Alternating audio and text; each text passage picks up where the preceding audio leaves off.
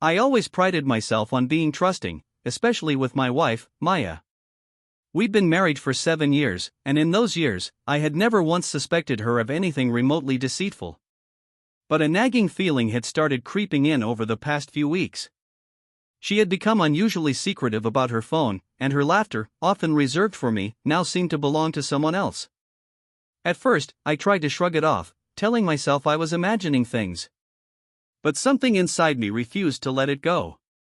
One evening, I had to work late, finishing some financial reports on my laptop. Maya had been at home, saying she had a few friends over for dinner. While going through my files, I noticed my system was running unusually slow. Clicking through the background processes, my heart skipped a beat. There it was, an unfamiliar program running quietly, one I had never installed. My stomach dropped as I realized the truth: she had installed spyware on my computer. My mind raced. Why? What was she hiding? I decided to confront her, but I knew a direct approach wouldn't work. Maya was cunning, she always knew how to deflect. Instead, I crafted a plan, a slow, careful, perfectly executed plan.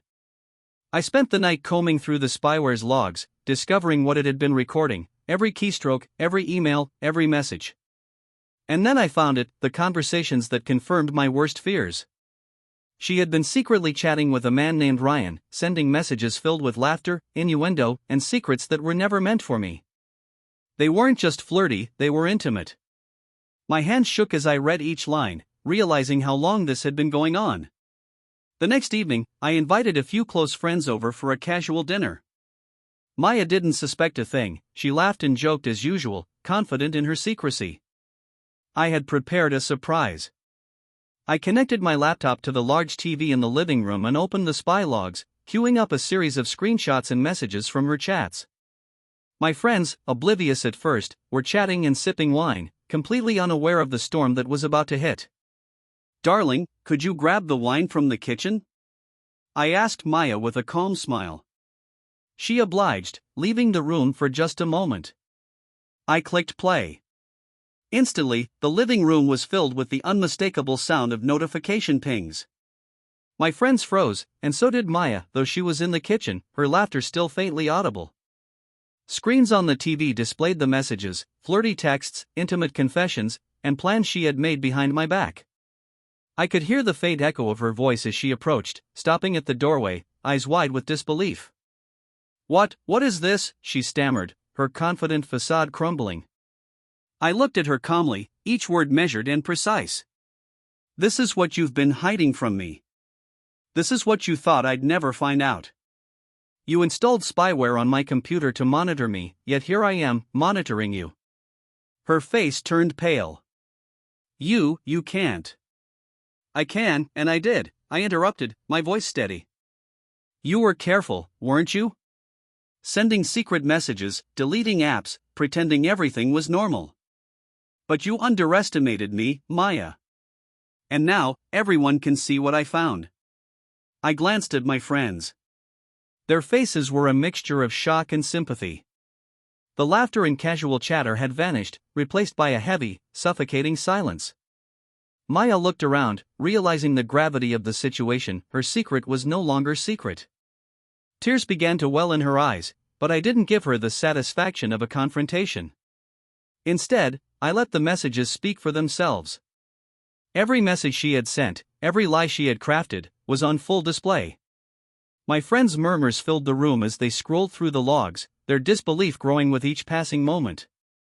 I didn't mean for it to go that far," she whispered, her voice shaking. "But it already did," I replied softly, almost mournfully.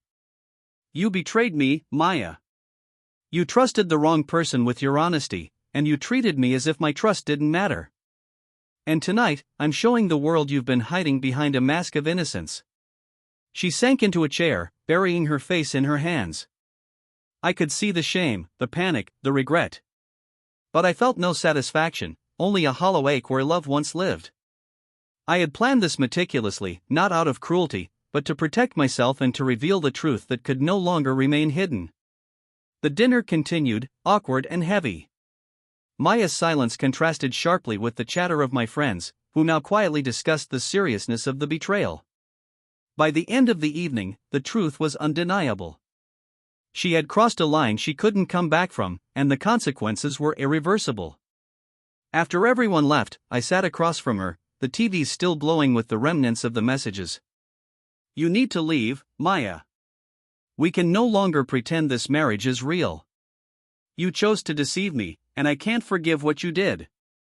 She looked at me, tears streaking her cheeks. "Please. I can explain. I love you." "I don't think you do," I said, voice calm but firm. "Love doesn't hide. Love doesn't betray. And love certainly doesn't spy on the person you claim to care about." Maya's eyes widened, her face pale, and I could see that the facade was gone as stripped away by the evidence she had tried so hard to conceal. She gathered a few things and left, silently, without a fight. I didn't follow, I didn't need to. The trust was broken beyond repair. That night, as I sat alone in the living room, I realized something: betrayal leaves scars that are invisible yet permanent.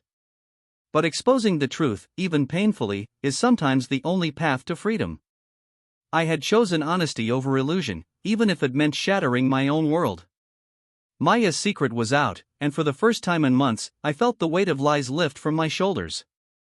I didn't know what the future held, but I knew this: I would never allow anyone, not even the person I loved most, to betray my trust again. And as I powered down the laptop, I whispered to myself, justice doesn't need rage, it only needs truth.